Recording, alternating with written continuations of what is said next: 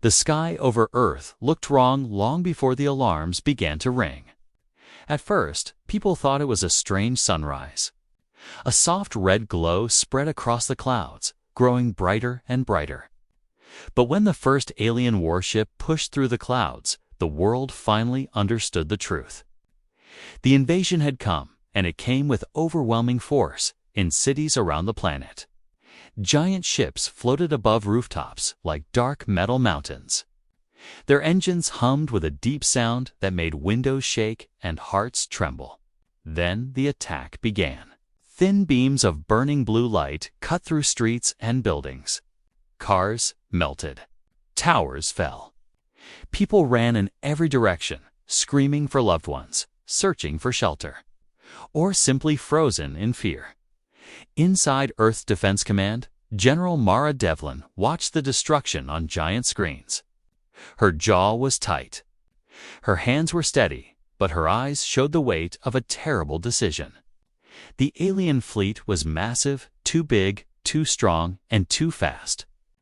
Earth's normal weapons did nothing against them. Fighters were falling out of the sky like sparks from a dying fire. She turned to Dr. Elias Ward, the thin, tired scientist standing beside her. He looked even more nervous than usual. Ward was the creator of Project Aegis, Earth's final secret weapon. It had only been tested in small, careful experiments. No one truly knew how it would behave in full power. Not even Ward. "Mara," he whispered, "if we use Aegis now, we cannot predict every outcome. Space itself might react in strange ways." Mara nodded, but she did not look away from the screens. "If we don't use it, Earth will fall within the hour." Outside, another city vanished under a wave of alien fire. The room shook as an alien strike landed only a few kilometers away. Officers shouted reports. Communications failed one by one. The aliens were closing in on Earth's capital land. The command center was next. Mara took a long breath. This was the moment that would decide the fate of the human race. "Activate Project Aegis," she ordered. Ward hesitated, but he obeyed.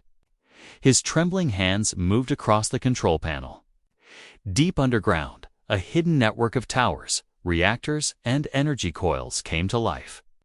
The entire planet seemed to vibrate as the system charged. A sudden blast of white light exploded outward from the defense grid. For a moment, every shadow vanished. The sky turned pure white, then cracked with thunder louder than any storm in history. Alien ships froze in place, then broke apart as if made of glass. Dozens shattered at once. Hundreds followed. Some exploded in waves of fire. Others dissolved into fine dust.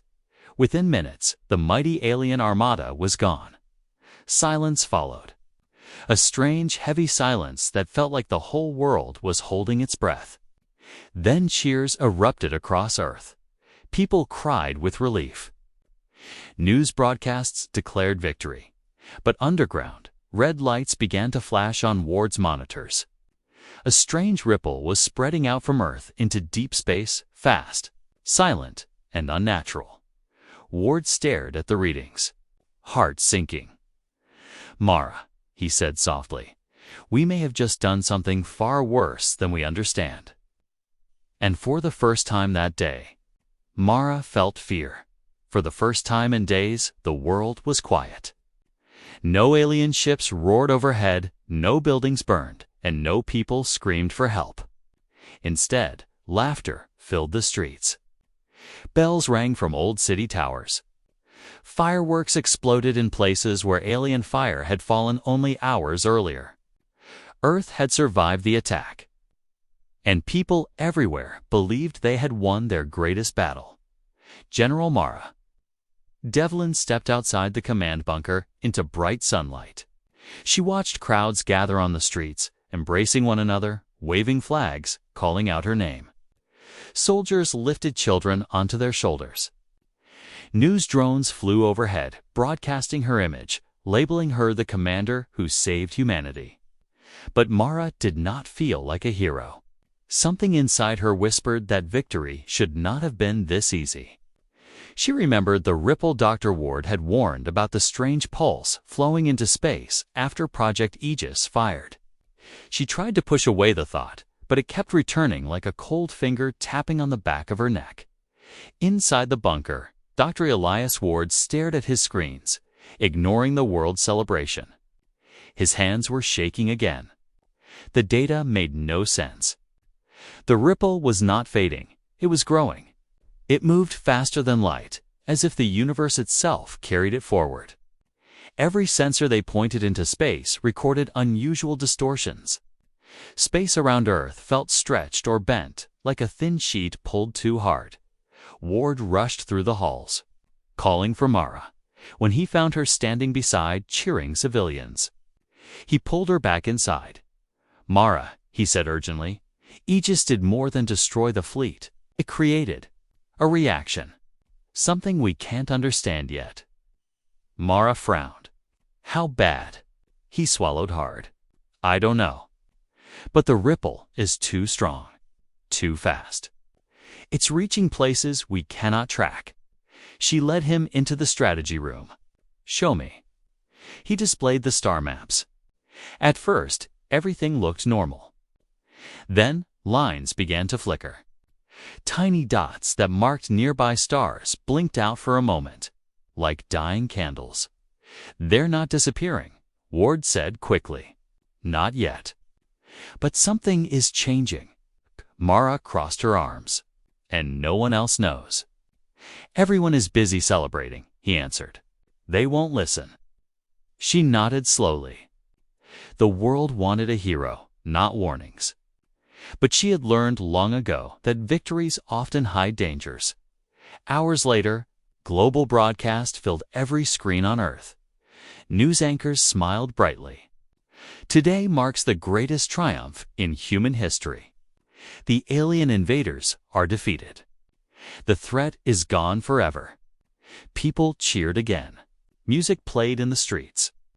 Children danced with painted faces. Humanity believed it had earned peace. But far above Earth, satellites began to fail.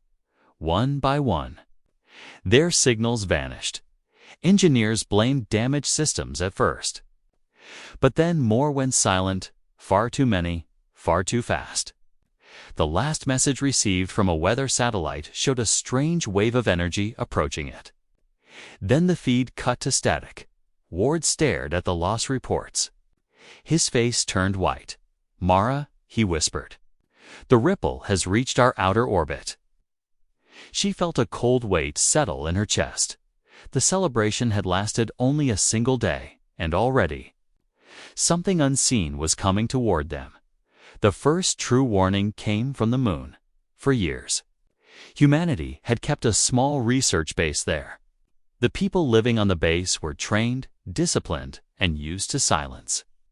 But when Earth suddenly lost contact with them, the reaction was immediate and full of fear. No storm could destroy the moon base. No accident could shut down every channel at once. Something else had happened, something terrifying. General Mara Devlin stood at the center of Earth's defense. Command as the reports poured in. Engineers tried every trick in the book to reconnect, but every signal bounced back empty. No voices, no data. Not even static, just nothing. It was as if the moon base had simply vanished. Dr. Elias Ward listened quietly. His eyes showed a deep sadness, as if he already knew the truth but wished desperately to be wrong.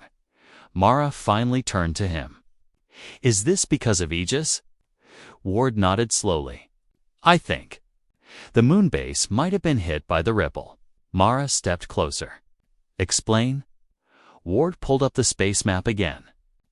"The ripple isn't a normal wave.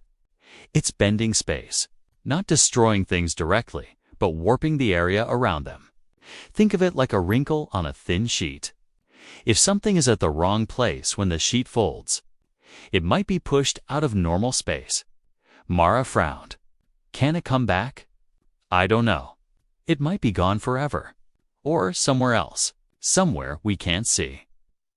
Before she could respond, another officer rushed in, pale and breathless. "General, telescopes in the Deep Space Network just went dark. First 1, then 5, then 12. It's spreading." Mara's stomach tightened. "Is it the same energy wave?" "We think so." Ward stepped to the central monitor and typed quickly. "Show us the last feed recorded." A screen flickered, revealing a view of a distant star. At first, it looked normal, bright and steady. Then the star flickered. Once, twice. Then it went dark, as if someone had pinched the light out with their fingers. Gasps filled the room. The officer whispered, "Stars don't just vanish." Ward whispered back, "They do if the space around them collapses." No one spoke for several seconds. The world had just survived an alien invasion, yet something far worse was now creeping through the universe. And the humans themselves had caused it. Mara finally broke the silence. "Send out scout ships. We need visual confirmation of what's happening out there." 3 fast exploration ships were launched.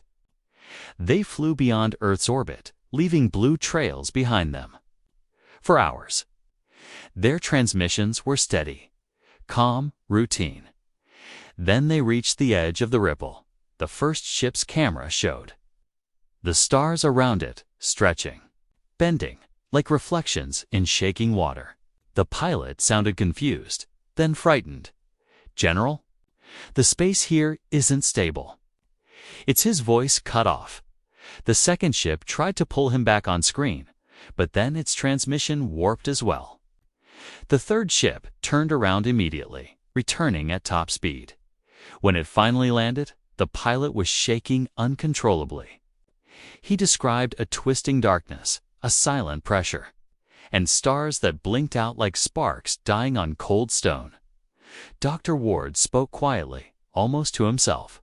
"Aegis didn't just save us. It broke the universe around us." Mara stared at him. "Then we fix it." Ward looked at her with fear. "Mara, we don't even know if that's possible." But Mara only tightened her fists. The victory over the alien invaders had come with a cost. And that cost was growing larger every minute. And that cost was growing larger every minute. The news spread quietly at first, whispered only among scientists and high-ranking officers. But soon, even ordinary people sensed something was wrong. The stars looked different. Night skies seemed dimmer. Some constellations no longer matched old pictures. People sent messages to news stations asking if their cameras were broken. But the cameras were not broken. Space itself was changing in the command center. General Mara Devlin studied the latest scans. Holes in space, small, dark, and almost invisible, were appearing across the solar system. They did not pull things in like black holes. Instead, they erased whatever touched them. Matter, light, signals. Everything simply vanished. Dr. Elias Ward was exhausted. His eyes were red from lack of sleep. He had run thousands of simulations, and every one of them pointed to the same conclusion. The ripple from Project Aegis was still expanding, still folding space, still tearing small pieces of the universe apart. But something else arrived before the ripple, reached farther. A signal, not from Earth, not from the vanished aliens, from somewhere beyond humanity's reach. The signal was strong, clear, and unmistakably artificial. It came in a language no human had ever heard before, sharp, pulsing tones mixed with deep, vibrating hums. Yet the computer translation system struggled for only a few seconds before cracking its meaning. It was a warning. Ward read the translation out loud. "Unknown civilization. You have used forbidden energy. Prepare for judgment." Silence filled the command room. Officers stared at each other in disbelief. Mara leaned over the console. "Location of the signal." The technician swallowed. "The source is 50 light-years away." Ward blinked. "Impossible. Nothing travels that fast." Unless, Mara said softly. They already knew something like this could happen. Before Ward could respond, new alarms exploded across the room. General, an officer shouted, a fleet has appeared at the edge of our system. Mara turned to the star map. Her breath caught in her throat. A massive formation of alien warships, bigger and more advanced than the first invaders, had arrived without warning. Sleek metallic shapes glided through space, moving with absolute precision. Unlike the chaotic brute force of the first invaders, this fleet was quiet, controlled, confident. They did not fire. They simply advanced. Ward whispered. They must have been watching the ripple. They must know we caused it. A second message came through, clearer than the first. Your weapon has fractured the void. You have endangered neighboring empires. You will be judged. Crowds on Earth had no idea what was happening, but they could feel the tension. Reports quickly leaked online about new ships entering the solar system. Fear grew again, spreading faster than any ripple. Mara stood tall, forcing calm into her voice. We need to talk to them. Ward looked horrified. Talk to them. Mara, they think we committed a universal crime. And if we don't talk, she said, they might not even wait for the collapse to finish us. They might do it themselves. The alien fleet stopped just beyond Neptune's orbit. Dozens of bright lights formed above their largest ship like a strange constellation. A symbol, a demand Earth had destroyed one enemy fleet. But now, a far more powerful one had arrived, not to attack, but to judge whether humanity deserves to survive at all, and for the first time since the invasion. Mara wondered if the answer might be no. The world fell into silence when the alien judge fleet arrived. News channels tried to calm the public, but fear grew like a dark cloud. People remembered how quickly the first invaders destroyed their cities. Now an even larger force stood waiting just outside the solar system. No one knew what they wanted, and everyone feared the worst. Inside Earth Defense Command, General Mara Devlin called an emergency summit. Leaders from every nation appeared on screens across the room. Some were angry, demanding answers. Others were terrified, begging for help. The room felt like a storm of voices crashing into each other. Mara stood at the center of it all, steady and calm. We must focus, she said firmly. The ripple is destroying space, and the new alien fleet is ready to judge us. We need a solution, not panic. Dr. Elias Ward stepped forward, holding a small data tablet. He looked worn down, as if he had aged years in a few days. I've been studying the ripple, he began. It behaves like a wound in space. But wounds can heal. If we reverse the effect. Mara narrowed her eyes. Reverse Aegis. Can that even be done? Ward hesitated. In theory, yes. In practice, it might kill us all. Several leaders immediately protested. We cannot risk the planet. One shouted, do you want to tear the universe even more? Another barked. Ward raised his voice, something he almost never did. If we do nothing, the universe will tear anyway. The ripple will spread until it reaches planets, moons, whole star systems. We caused this wound, and we must be the ones to fix it. The room fell quiet. Mara looked at him. What do you need? Aegis must be rebuilt with new containment coils, Ward explained. We need more power than before, enough to bend space back into position. But the energy required will be unstable. If the system overloads, it could, he glanced around nervously, implode half the solar system. The leaders stared at him in horror. Mara nodded slowly. Then we must do it carefully. Earth cannot face the judge fleet or the ripple alone. Another officer rushed in, interrupting. General, the alien judge fleet just sent another message. Mara turned to the speaker system. A cold, echoing voice filled the room. You have one planetary rotation to explain yourselves. After that, Judgment begins. Ward whispered, "One rotation." One day, Mara felt the weight of the countdown pressing onto her shoulders. She faced the leaders again. "We don't have time. We need to rebuild Aegis now." After long arguments, fear, and hesitation, the world leaders finally agreed. They sent materials, engineers, and scientists from every nation to the hidden Aegis facility. Aircraft and cargo ships filled the skies as humanity rushed to save itself. Ward led the reconstruction, carefully adjusting coils, rerouting energy lines, and testing stabilizers. Every step felt like walking on thin ice over deep water. Meanwhile, Mara oversaw global defenses. She knew they stood no chance in a real fight against the Judge fleet. But she wanted Earth prepared if negotiations failed. As the sun rose on the final day, Aegis hummed with new power. The repair activation was almost ready, but Mara felt something else, a silent dread, a whisper that even if they succeeded, the universe might never be the same again. Humanity had one day left to fix the wound they created, and one last chance to prove they deserved to survive. The last night before Judgment felt heavy, as if the whole planet was holding its breath. The sky above Earth looked dimmer than usual, with fewer stars, visible silent proof that the ripple continued to quietly erase pieces of the universe at the hidden Aegis base. General Mara Devlin stood beside Dr. Elias Ward in the main control chamber.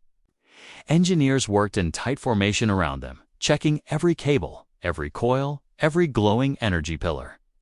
The entire room buzzed with a low, uneasy hum. Mara looked at Ward. "Is it ready?" Ward swallowed hard. "It will work, or it will tear the system apart. We have reached the point where we can't prepare any further."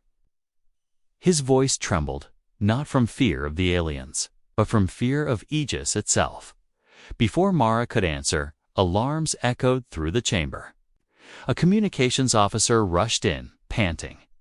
"General, the Judge fleet has crossed Neptune's orbit. Hundreds of ships. They'll reach us in hours."